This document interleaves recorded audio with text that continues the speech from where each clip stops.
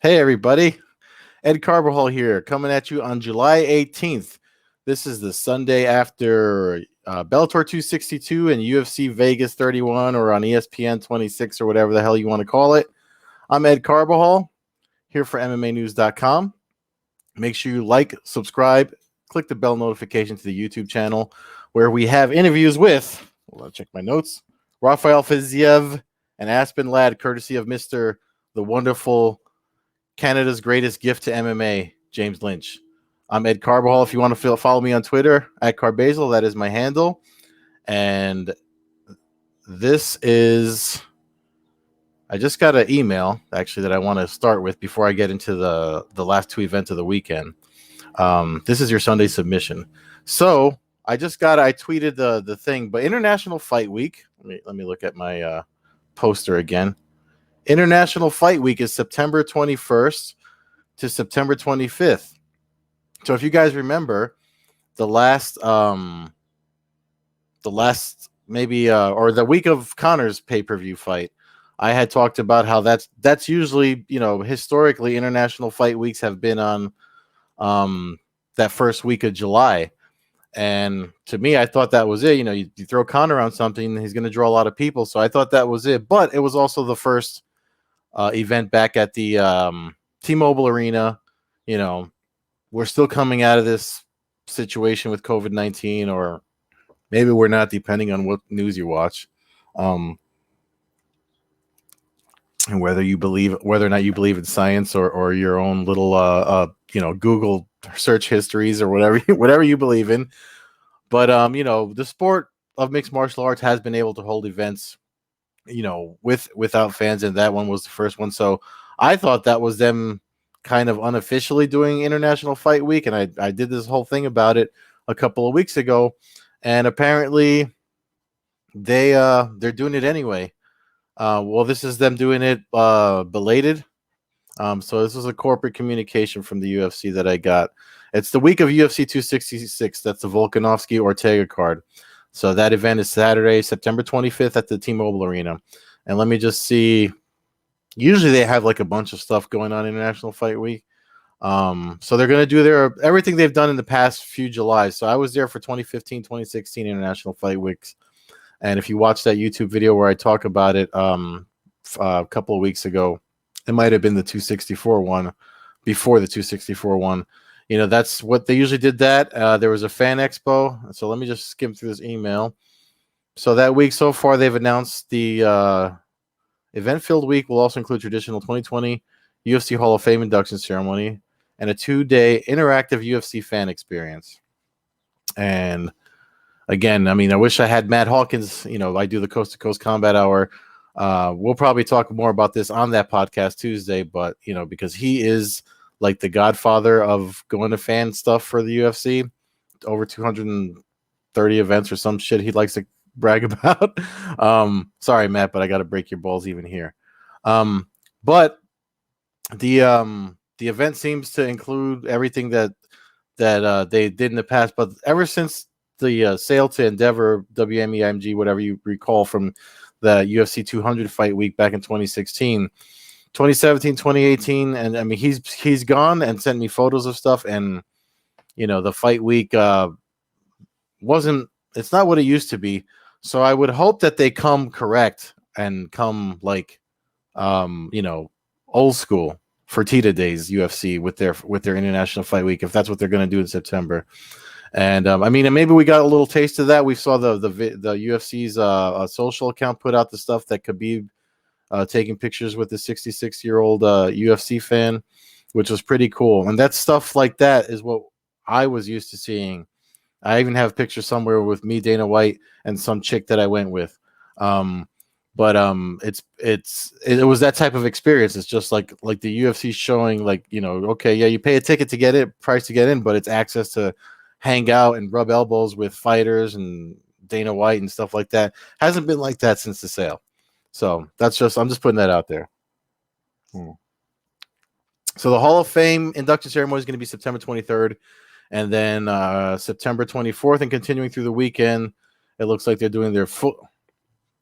It says it's free, which it used to not be free, but it looks like Fans will be able to take part in an easily accessible, fully interactive, free 2-day UFC fan experience that'll feature meet and greets, autograph sessions, partner activations that provide unprecedented access to UFC champions, top-ranked contenders, Hall of Famers, and other UFC personalities. I was actually, I'm going to get a little nerdy with you before I get into the fights. The NFT craze that you see, the UFC is supposed to be putting them out, and it's supposed to be done through Dapper Labs, the same folks that do NBA Top Shots. So just look up NBA Top Shots if you're looking for what the UFC is going to be doing with their NFT, which is their collectible digital crypto blockchain-based, collecting card thing. And you can attach so much stuff to that. I mean, I'm not going to try to educate you about NFTs because I do want to get into the fights, but I thought they would have announced that for 264, or Connor, the Connor card. But I guess if they're really behind the ball, because Bellator's already announced it, PFL already has been rolling out their NFTs, so they're later than everyone else, which only makes me think with the money that they have and the people they're probably hiring to do them, they're probably going to be more in depth. I mean, it's a digital minted item that carries, it's not just art. You can attach other things to it. So it could be like, for example, maybe it's like, a free access to like every odd numbered UFC event or something like that. If they want it. I'm not saying they're doing that. I'm just trying to give you an idea of what they can do if they wanted to. But right now, most people think it's art. It's like again, baseball cards, but digital, online. You don't get to hold them. Makes sense? Doesn't make sense. I know. But anyway, so that was what kind of kept me from doing this later than normal. The Sunday submission before I get into the fights. So without further ado, let's get into the fights. I'll take you through the weekend. Friday night, Bellator 262. So let's bring up the results. I'm pretty sure we have some highlights up on MMAnews.com. So based off of my notes, I do want to mention them before I bring them up. So from Bellator 262, I mean, there's a lot of stuff to take away from all these events. There's stuff that you probably, picked up on that I didn't. I'm going to scroll down here to see if we have any highlights of the awesome KO. That's the audio. Yeah. Okay. This is it. This is the one this is my number one bullet point on my notes here that I'm looking at. Apologies for looking down. Do we have the whole thing? Yeah, that's just him screaming. All right. Let me bring that up for you guys to see.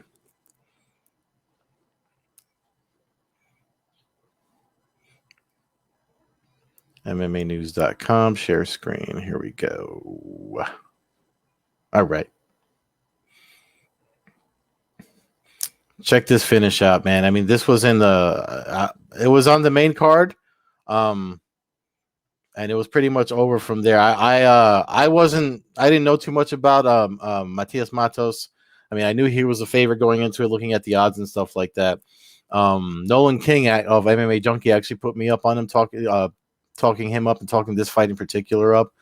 And he just got the finish from there when he drops him with that right hand. He put him against the cage. This clip doesn't really show the whole finish, and then they cut over to him yelling, which is that's good for marketing, I guess. But that was one of my favorite fights from the card. The co-main event had Arlene Blanco come back from pick up her win. We're going to look at that too. I'm sorry, she wasn't the co-main event. This was the main event. The Mitrione Fortune one was the co-main.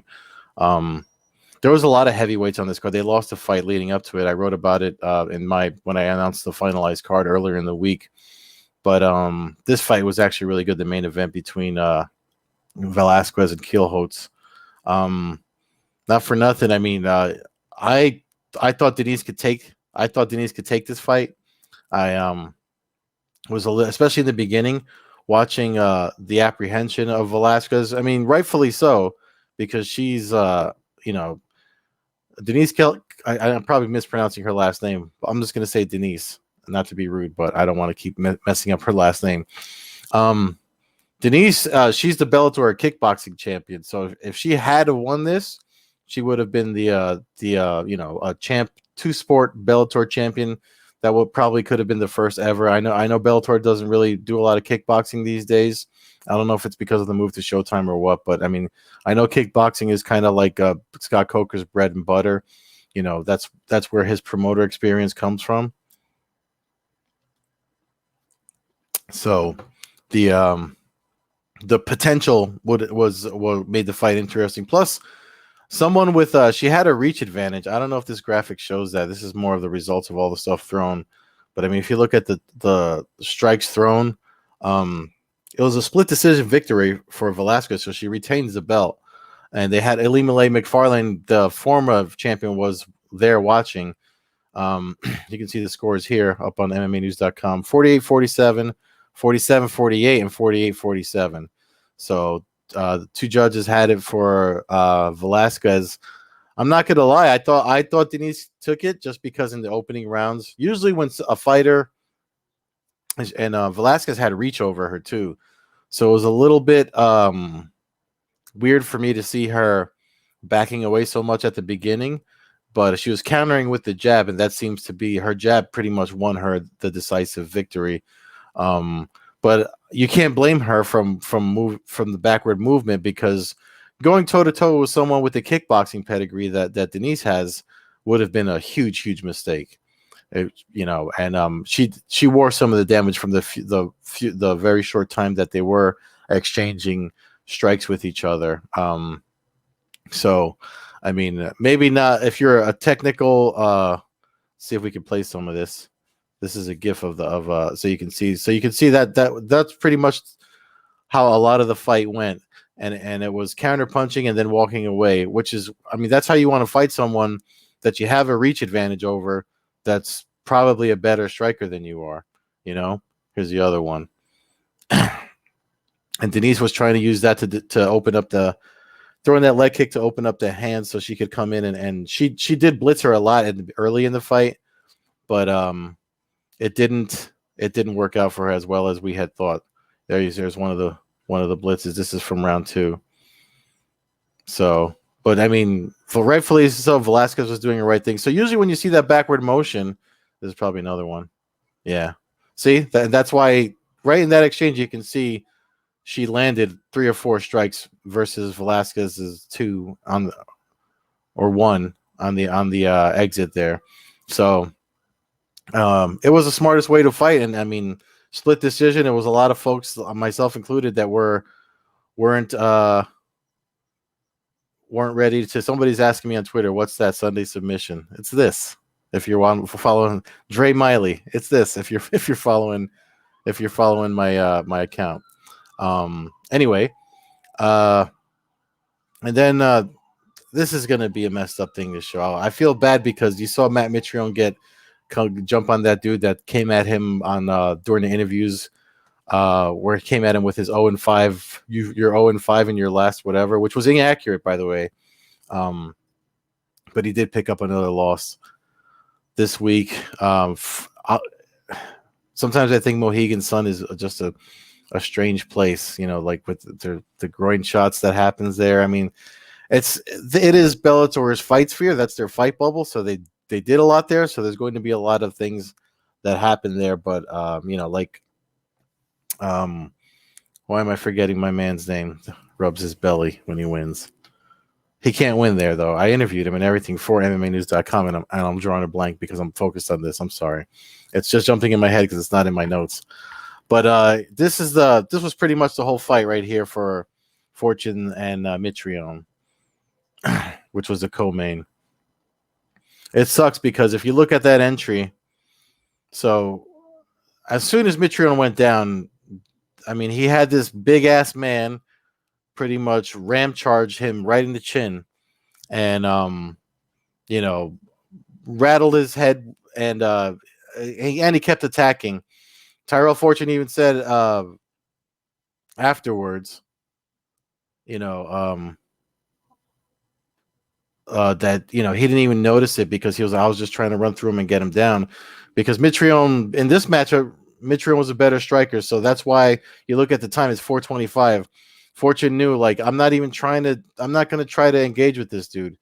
So Mitrione lost another fight when Tim Johnson went for the clinch and also headbutted him right in the chin, which will rattle your whole skull, and that sucks because it's Mitrione went nuts after this. It's not, we don't have it here on the site, but he was mad because 2 in a row, he lost 2 fights in a row because 2 guys charged you with their head. Scott Coker didn't. I didn't see anything with Coker at the post fight press conference to make to get any of his take about how he felt about it, or what. Mitrione was exited out because he was fuming, not physically attacking, but he, yelling at Dan Miragliotta, the referee, and just saying it's 2 in a row. It's 2 in a row, 2 headbutts in a row, and that just sucks. But those are pretty much the standout fights. I mean, the prelims were great too, but those are pretty much the standout fights from Bellator 262 that happened on Friday night on Showtime. So I think they're still running the deal of $4.99 a month for Showtime if you still want to catch their events. So you'd have to check one of their social links to see if that's the case, because they had boxing right after on Saturday. So Bellator, Showtime is doing a really nice combat sports compilation. If you like boxing and MMA, so it'd be good for you to look into that if it's something you want to look into. So that's it for Bellator 262, and now we move into as I look at my notes. Now we look into UFC Vegas. So let me get those results up. I have notes on it, but I just want to make sure I didn't miss anything because with the main event, excuse me, the main event, and Misha Tate's return. The card was they lost one fight. I tweeted about it. It was a COVID protocol thing.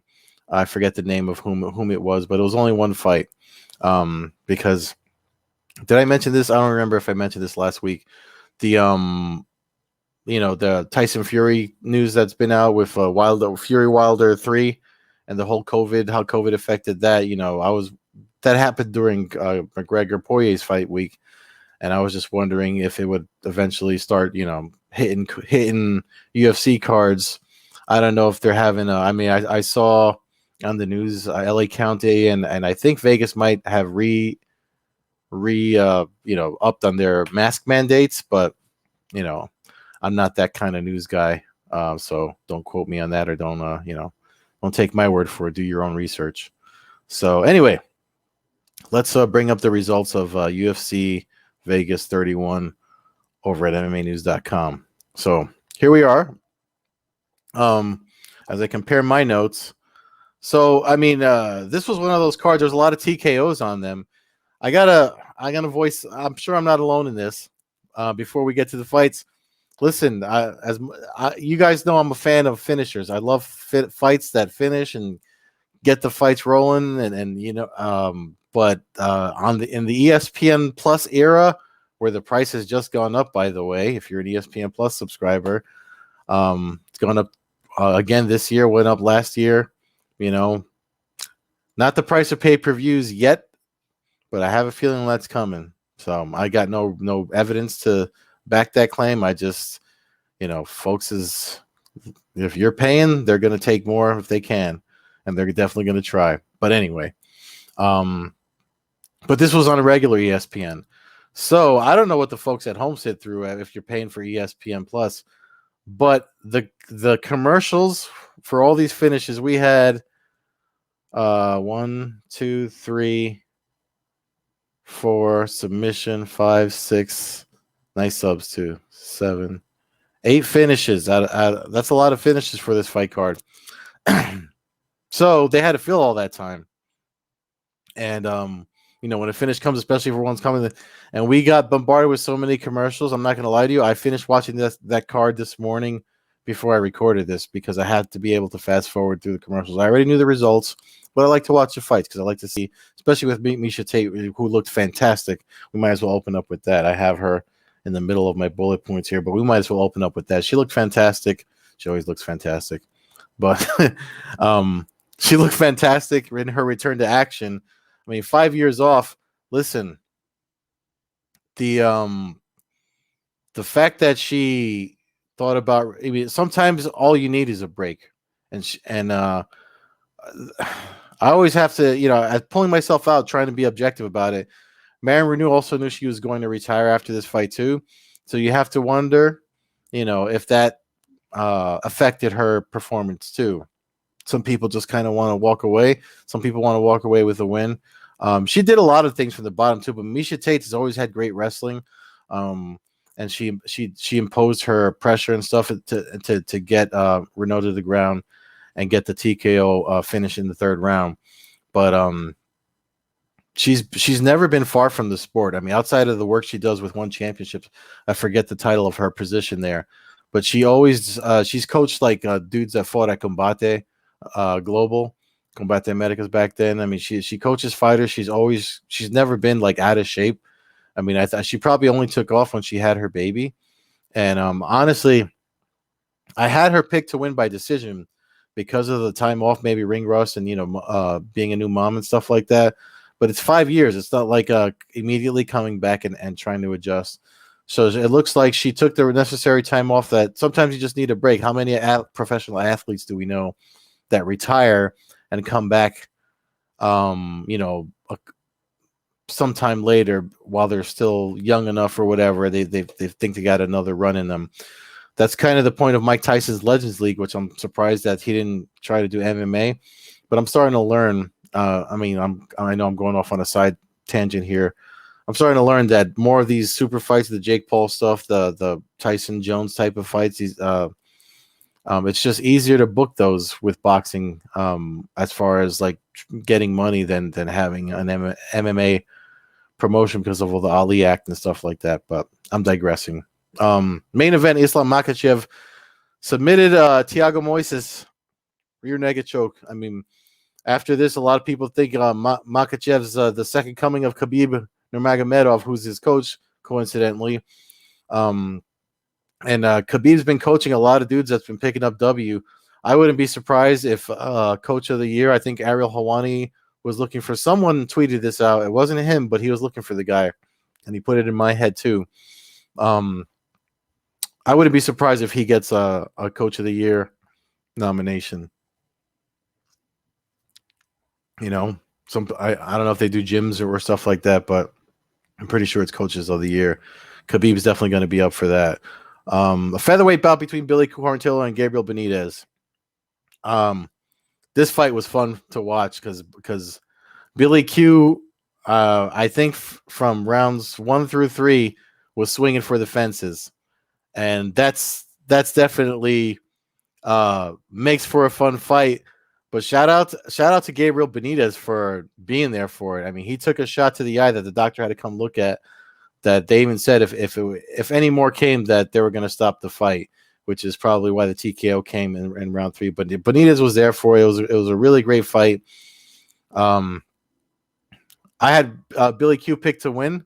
I had him picked to win by decision though, and I put a little money on it. So, I lost because he didn't win by decision. He got a finish, but I'm still glad he won. Former guest of the podcast that I do with Matt Hawkins. So I always root for the guys that have given us time in the past. And I'm trying to think what else. So I talked about Misha. I talked about Makhachev. We can't let this one go. I wonder if I can find the clip of this knockout. Amanda Lemos' first round knockout of Montserrat Conejo. Listen, man. I mean, and Conejo was there to fight. I mean, the way she fell. Shout out to Nolan King once again. He's a friend of mine, so I shout him out often. But shout out to Nolan King once again for pointing out, if a fighter falls front, that's something I used to say actually. Fighter falls front face first, you gotta kind of let that stoppage come. Fighter safety and all of that. Let me see if I could find the knockout because it happened fast. The highlight was all over, and I know I shared it. Oh, I found this Kimura though from the Jeremy Stevens from Gamrot. Matthias Gamrot, the on the main card, first round submission. Let me put that up. Hold on, let me take this down and share that with you guys. Do I have time? Got 5 minutes. Got 5 minutes to look at the submission. Um, let's share that.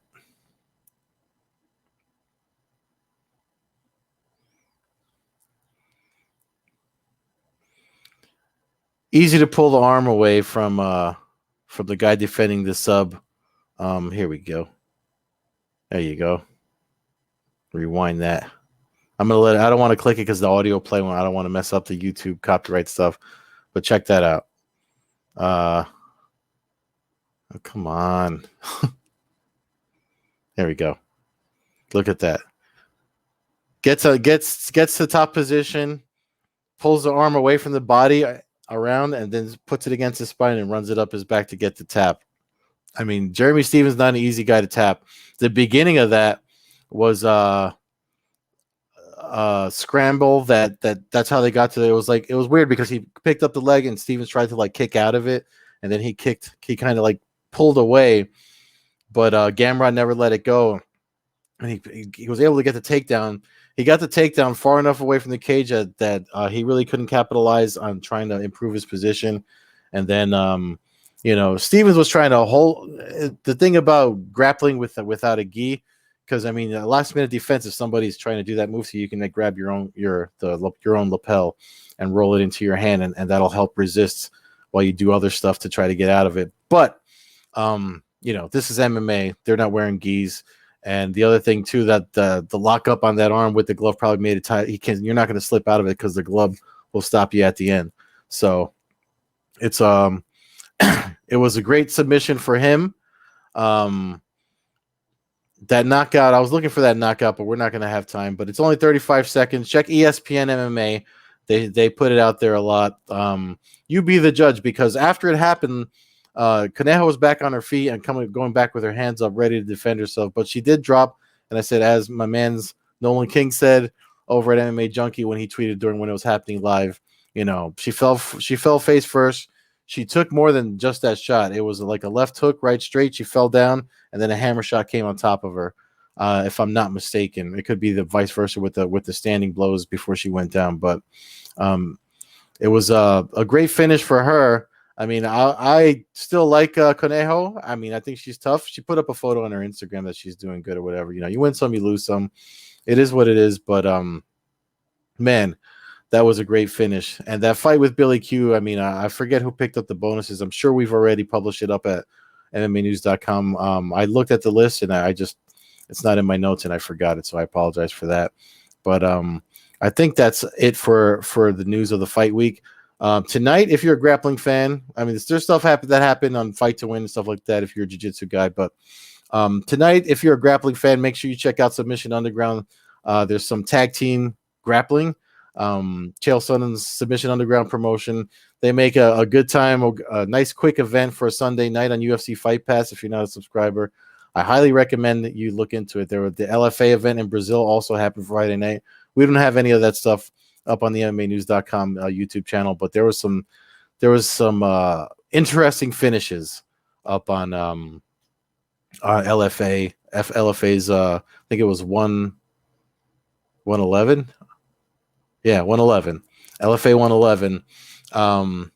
And there might be another one soon. I have to check their calendar. But hey man, combat sports never really went away, only for a little while, whether it be with fans or without fans. If things keep going the way they are, this International Fight Week thing in September looks good. I don't know if I'll get to go because the timing, September's a strange time for me to get anywhere. My brother's birthday is in September. So, I like to be close to him for that in case he wants to do something.